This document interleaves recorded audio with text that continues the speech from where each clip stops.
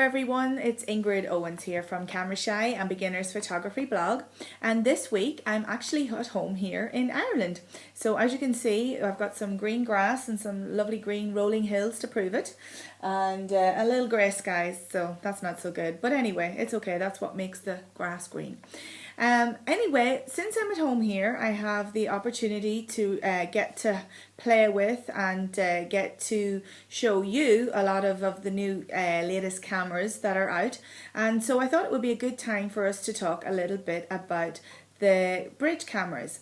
And actually what I have here with me tonight is the Nikon Coolpix P510, and this is a bridge camera, which means it's not quite a digital SLR, but it's certainly not a compact camera either, so it's a bridge between the two of them. I guess it's kind of halfway between the two.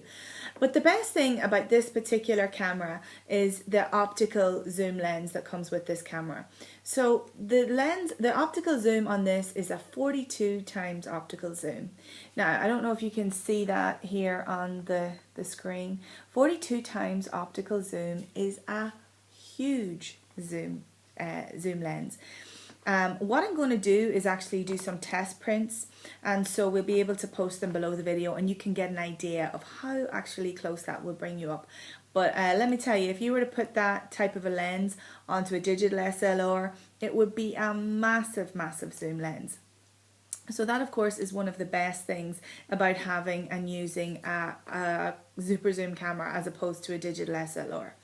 It also has a wide angle lens as well on it, so it does give you more of a width to your pictures. So it doesn't actually make the camera the photos wider, but if you want to get in more of a scene, or if you do a lot of group photos or scenery shots, that's going to be best for that. So the compact size of a bridge camera, plus the fact that it does a wide angle, plus the fact that it does have a very zoom telephoto lens as well, are very big selling points for this particular camera model.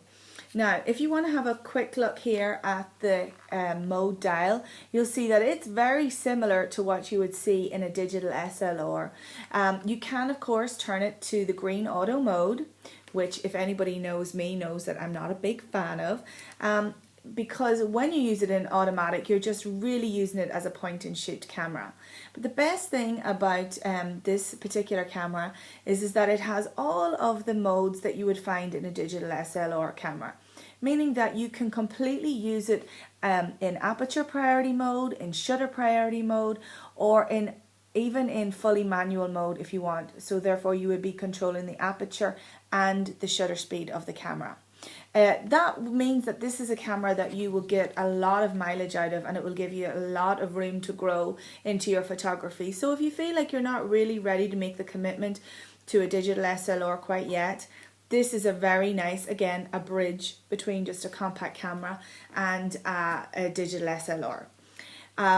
Let me have a look, see what else here. You also have the scene modes, which, you know, they have a bazillion different preset scene modes, which is really good for making, you know, fun pictures. You'll have a beach mode, you have your food mode, all these different types of scenery that they have preset for you. So if you do want to use it just in an automatic way, you can still do that.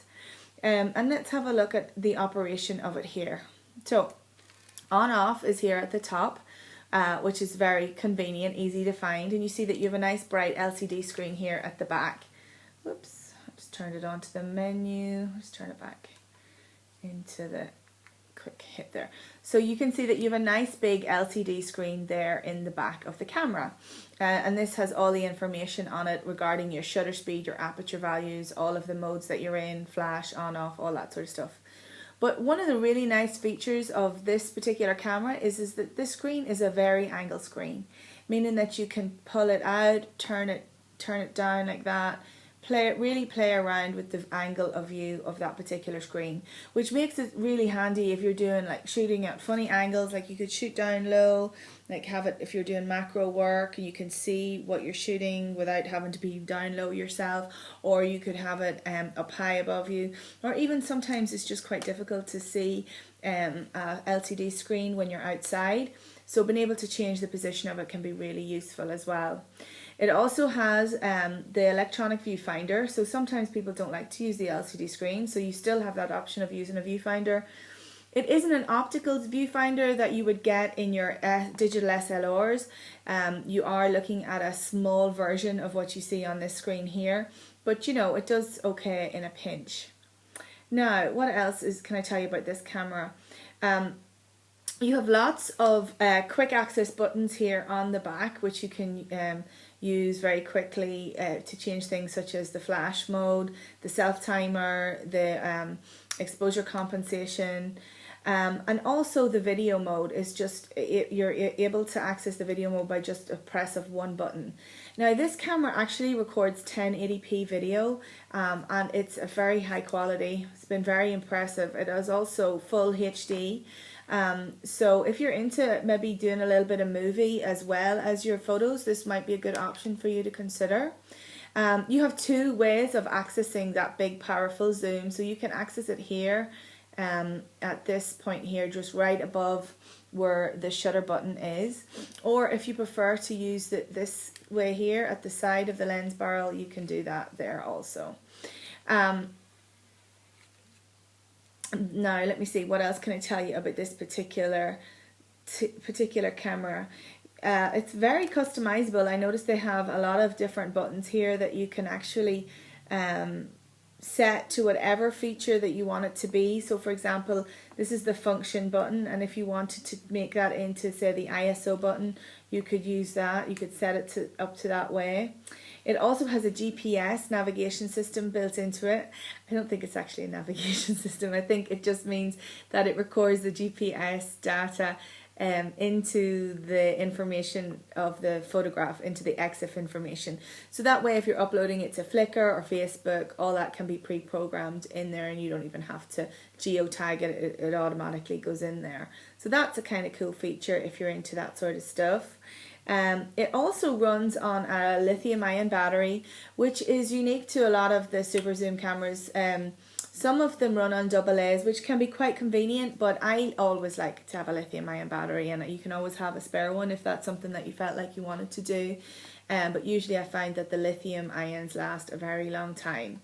And so there's tons more features on this. So this is really a very good camera for somebody who is kind of bored of what they can get with their compact camera. They don't feel like it can be, you know, it can't really do enough for them, and they want to really experiment with changing shutter speed and aperture and getting into using it in a more of a manual way, but they're not fully ready to make the commitment to a digital SLR perhaps. So I would suggest considering one of these, the Nikon P510. Consider that as a stepping stone to your digital SLR camera. I think that will be a very good jumping off point.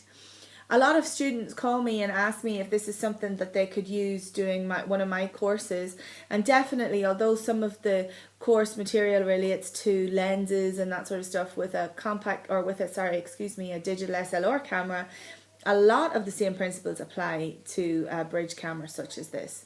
So again, it's the P510. Yes, the P510, I guess. I don't have the box right here, but I'll post all the information on the blog, put a link up there on to it as well. It's a great camera, a great optical zoom, 42 times optical zoom, which is really huge for any kind of a compact camera, and I would highly recommend it. What I'll do is I'll post below this the video some test shots that I take with it, and give you a view of some more of the Irish countryside. And if you have any questions or queries that you'd like me to answer regarding cameras or what camera you should buy, give me an email to ingrid@camerashy.info, and I'll do my best to answer you. I do get a lot of emails, so I'll try my best to get back to you. If I don't, I will eventually. But please check out the blog, beginnersphotographyblog.com, and I will see you next time.